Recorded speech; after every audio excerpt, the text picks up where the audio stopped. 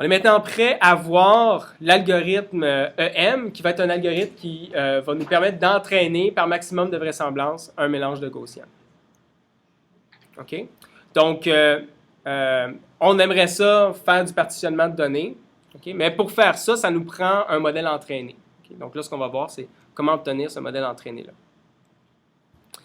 Et, les données sur lesquelles on va l'entraîner, je rappelle, c'est des données où on ne connaît pas à quelle classe ils appartiennent, mais c'est un peu le travail, c'est d'essayer de tenir compte de cette incertitude-là puis de le découvrir automatiquement.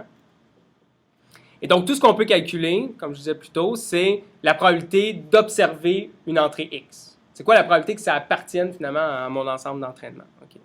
Et ça va être la mesure que je vais utiliser pour évaluer la qualité de mon modèle.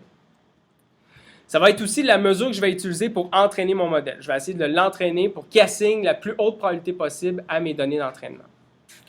Donc, dans la notation ici, je vais introduire, et je suis la notation du livre de Bishop, X majuscule. X majuscule, ça va être l'ensemble des entrées. On peut voir ça comme une matrice dont chacune des rangées contient chacun des xn ici. Donc, ce que je veux, c'est maximiser soit la probabilité, ou on peut maximiser le log, parce que numériquement, c'est plus facile, la log probabilité de toutes mes données d'entraînement. Puis là, ici, j'écris explicitement le fait que cette probabilité-là dépend de la valeur de mes paramètres, c'est-à-dire les probabilités d'appartenance à chacune des classes, mes vecteurs de moyenne, tous mes vecteurs de moyenne, puis toutes mes matrices de covariance. Okay. Donc, ça, ici, c'est la probabilité vraiment de tout mon ensemble d'entraînement, tous les xn. Je suppose que chacun des xn ont été échantillonnés indépendamment de la même loi. Donc, ça veut dire que ça, c'est le log du produit de la probabilité de chacun des xn. Le log d'un produit, c'est la somme des logs. Donc, je vais avoir la somme du log de mon p de xn. Okay? On voit que j'ai xn ici. D'accord? Et donc, c'est cette expression-là que je vais essayer de maximiser. Puis, je vais la maximiser par rapport à chacun des mu k, sigma k et les pi k également. Okay. Donc, en mots, on va maximiser la log vraisemblance, mais marginale des données d'entraînement, où je vais marginaliser sur la variable aléatoire z que je ne connais pas, l'appartenance aux classes. Ben, on va faire comme d'habitude, c'est la première approche que je vais présenter pour dériver l'algorithme M, c'est-à-dire que je vais prendre mon objectif, je vais calculer les dérivés, donc les gradients par rapport à mes différents paramètres, je vais tenter de les annuler, les fixer à 0, puis de résoudre mon système d'équations. En fait, on va voir qu'on ne peut pas exactement faire ça, mais on va essayer de contourner le problème, ce qui va donner lieu à l'algorithme EM. Donc, si on fait le cas des moyennes, chacune des moyennes mu k, donc j'ai mu 1, mu 2 jusqu'à mu k majuscule. Donc, pour n'importe quel des mu k, je peux démontrer que si je calcule le gradient de cette expression-là ici par rapport à mu k, ça va me donner cette expression-là qui est ici. Je ne ferai pas la dérivation. Mais on va travailler à partir de ça, puis je vais montrer comment est-ce qu'on arrive à annuler les dérivés. Donc, ce que je veux, c'est que le gradient par rapport à mu k soit égal à 0. Là, ce qui complexifie les choses, c'est qu'en fait, dans cette expression-là ici, il y a mu k. Puis ça va être difficile de le sortir pour finalement l'isoler puis l'avoir juste d'un côté de l'équation. Fait qu'en fait, ce qu'on va faire, on va remarquer que l'expression ici, en fait, c'est les probabilités d'appartenance. Okay? Donc, ce que j'appelais avant gamma zk, mais là, c'est gamma znk parce que j'ai un z pour chacun des xn. Donc, c'est le vecteur zn, sa valeur, la position k. Okay? Donc, ça ici, c'est la probabilité que le nème exemple appartienne à la kème gaussienne. Okay? Donc, ça, déjà, ça simplifie un peu mon équation. Puis, ce que je vais faire en plus, c'est que je vais supposer que ça, si je change la valeur de mu, ça ne change pas les probabilités d'appartenance. Ce n'est pas vraiment pratique parce que pour calculer ça, j'ai besoin de mes moyennes. Mais je vais fixer ça parce que ça va simplifier mon problème, ça va me permettre d'annuler mes dérivés. Okay. Donc, entre autres, qu'est-ce que je peux faire à ce moment-ci? Une première chose que je peux faire, c'est que, vu que j'ai 0 ici, je peux multiplier par plein de choses à gauche, puis je vais garder 0 ici. Ça va me permettre d'annuler des termes qui ont à droite. Donc, par exemple, je pourrais multiplier à gauche et à droite par l'inverse de sigma k. Okay? Puis donc, si je le multiplie à gauche de la somme, là, je peux le passer à l'intérieur de la somme parce que ça ne dépend pas de n. Ensuite de ça, c'est une constante, fait que je peux la mettre à gauche à la place de à droite. Puis là, je me ramasse ici, puis ça va se canceller avec ça ici. Okay? Donc là, je me suis débarrassé de sigma k. Okay? L'autre chose dont je peux me débarrasser, c'est le moins ici, parce que je peux multiplier par moins 1 à gauche, ça reste 0. Donc le moins va devenir un plus.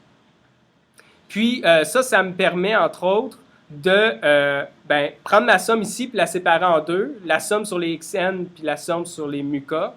Puis finalement, je vais mettre la somme sur les muka à gauche à la place, vu qu'il y avait un moins ici. Donc je vais avoir une somme sur n de mes gamma, gamma znk fois mu k. Okay. Là, de suite de ça, je peux remarquer, donc j'ai ça à la place de 0 ici. Là, ce que je peux remarquer, c'est que j'ai une somme d'un terme qui dépend de n, donc c'est zn ici, mais ça ne dépend pas de n. Fait que ça, en fait, je peux le sortir de la somme puis le mettre juste en avant. Donc, je vais avoir mu k ici, qui n'est plus ici. Okay. Fait que finalement, j'ai mu k fois la somme sur les gamma. Et donc, je peux diviser à gauche et à droite par la somme des gamma. Donc, finalement, me ramasser avec juste mu k ici. Ça, je m'en étais débarrassé, ça aussi. Puis ici, je vais avoir la somme sur n des gamma znk. Okay. Donc, j'ai réussi à isoler mon mu k ici.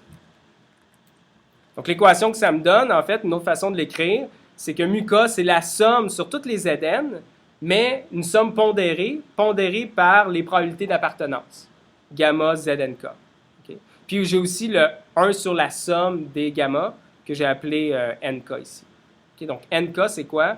C'est la somme pour toutes les données d'entraînement, donc la somme sur n, pour chacune des données d'entraînement, de c'est quoi sa probabilité d'appartenir à la k-ième classe. Okay? Donc, NK, c'est comme une espèce de vote global de tout l'ensemble d'entraînement de c'est quoi leur probabilité accumulée d'appartenir à la k-ième classe.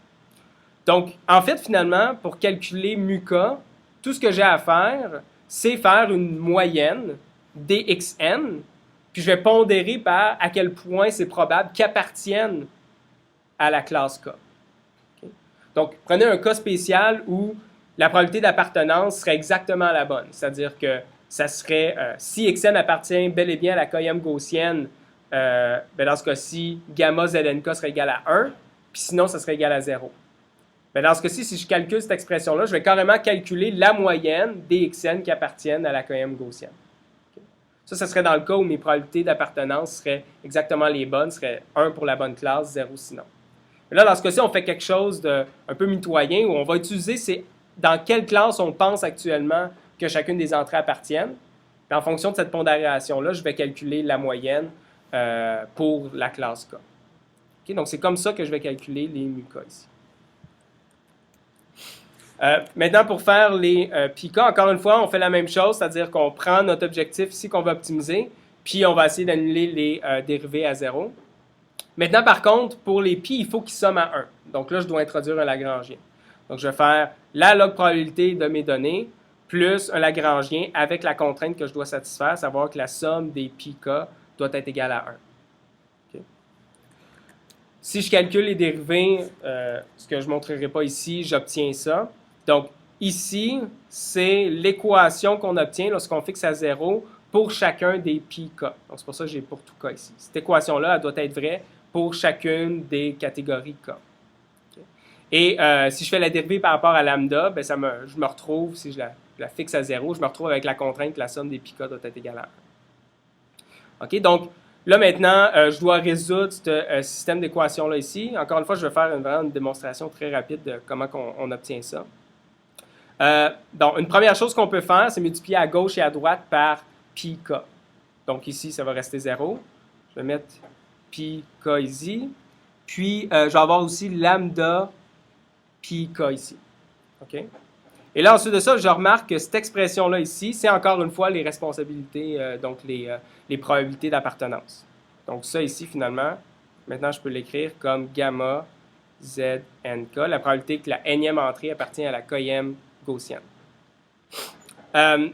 Ensuite de ça, ce que je peux faire, c'est prendre ce terme-là et l'envoyer à droite. Donc, je vais avoir moins lambda pi k à gauche, je veux dire. Je vais l'avoir ici, je vais le faire disparaître là. Okay. Et là, pour chacune des valeurs de k, cette expression-là ici, donc moins lambda pi k est égal à la somme sur n des probabilités d'appartenance. C'est vrai pour toutes les valeurs de k. Okay. Donc, ça veut dire qu'en fait, je pourrais faire la somme de ce qu'il y a à gauche et de ce qu'il y a à droite pour tous les cas, parce que c'est vrai pour tous les cas.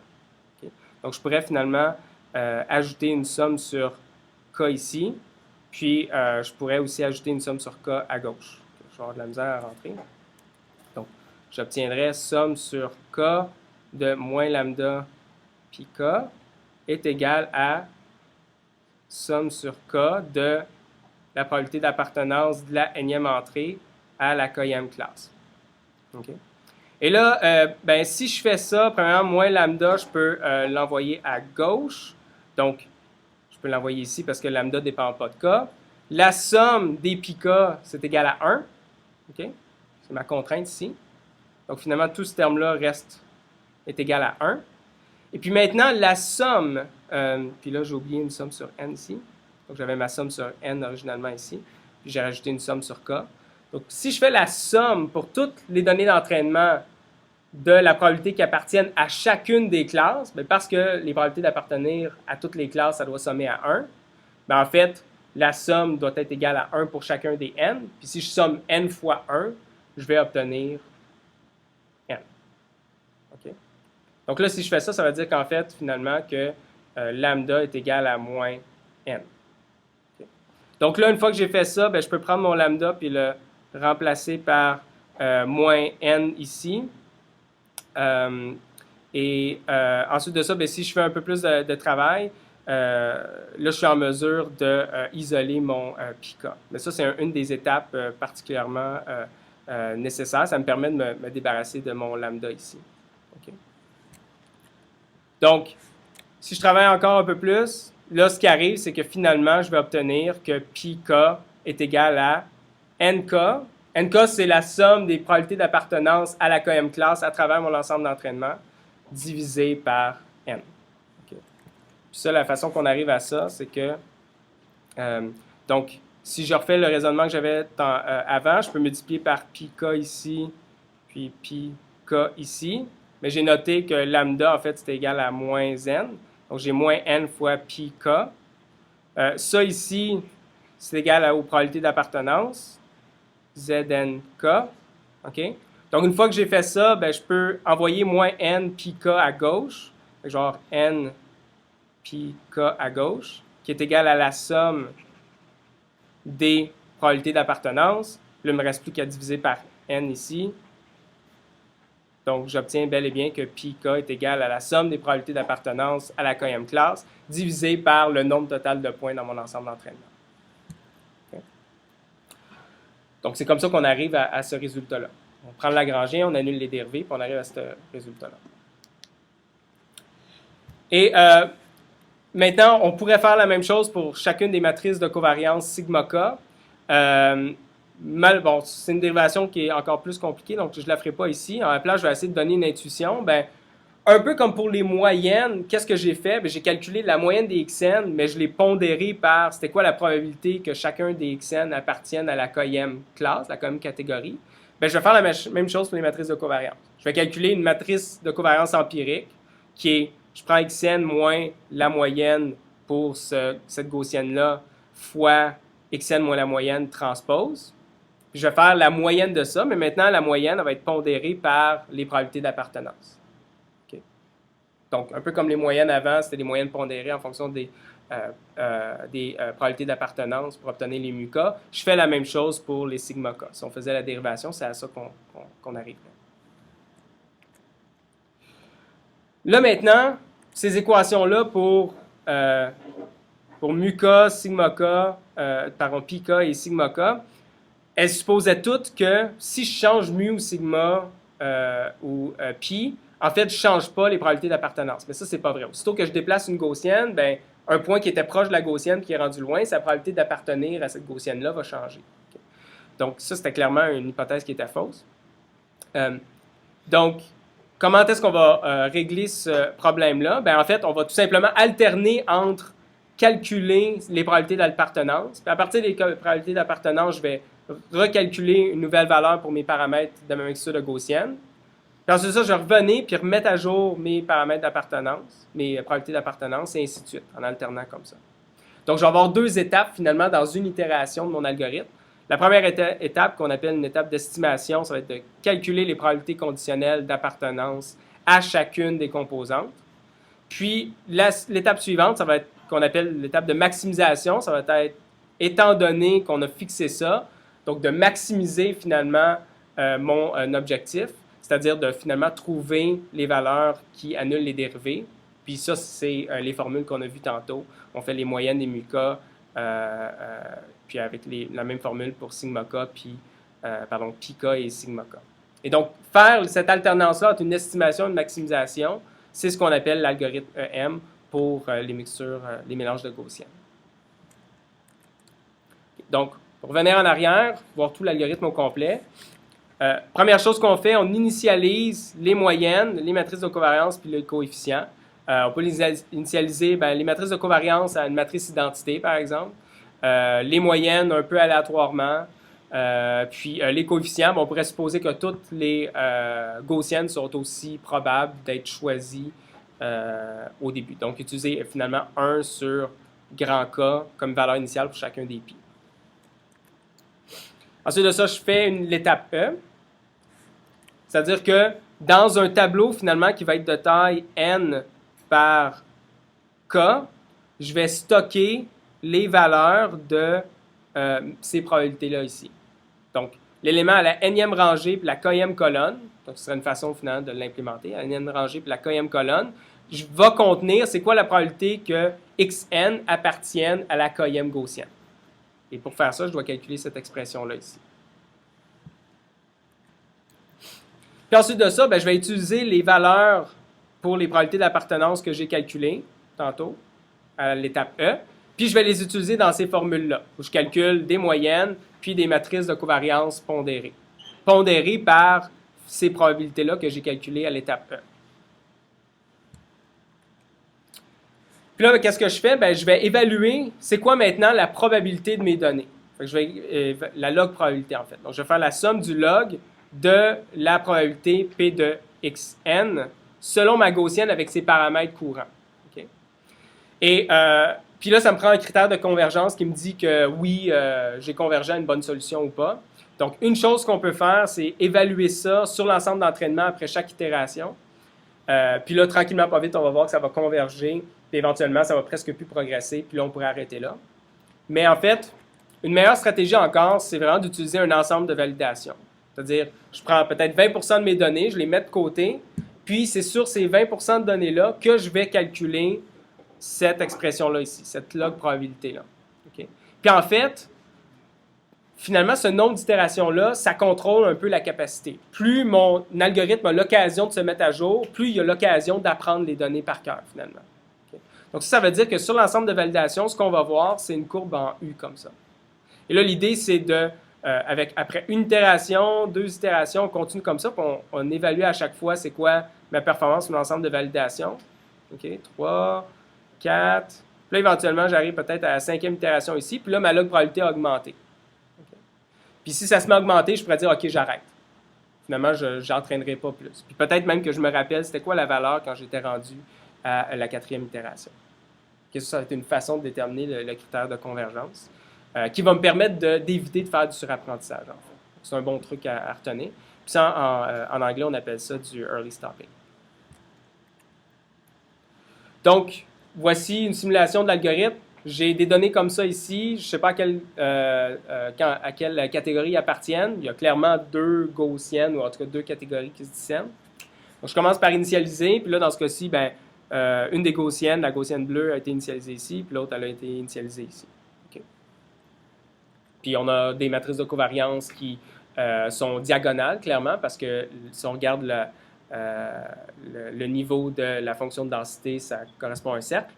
Puis peut-être que, probablement ici, qu'on a des probabilités pi1 et pi2 qui est égal à 1 sur 2.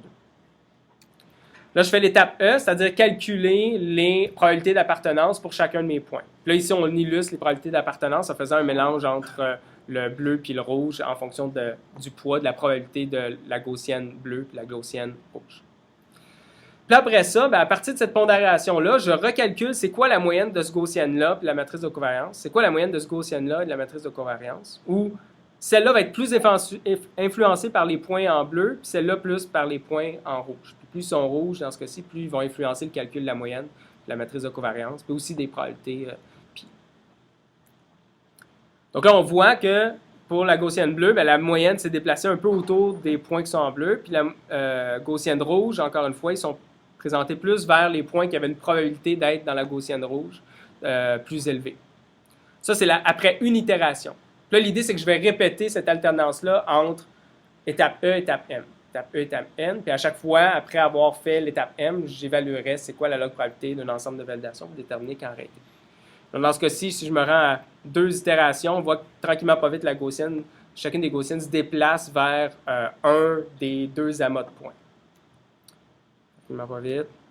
Pour éventuellement, dans ce cas-ci, converger vers une solution qui est quand même assez satisfaisante. C'est-à-dire que j'ai une Gaussienne qui modélise cet amas de points-là ici, puis une autre Gaussienne qui modélise surtout cet amas de points-là. Puis on voit aussi que la matrice de covariance suit un peu la forme de l'amas de points. Donc la Gaussienne, finalement, suit un peu la forme de l'amas de points, que ce soit pour la Gaussienne bleue ou la Gaussienne rouge.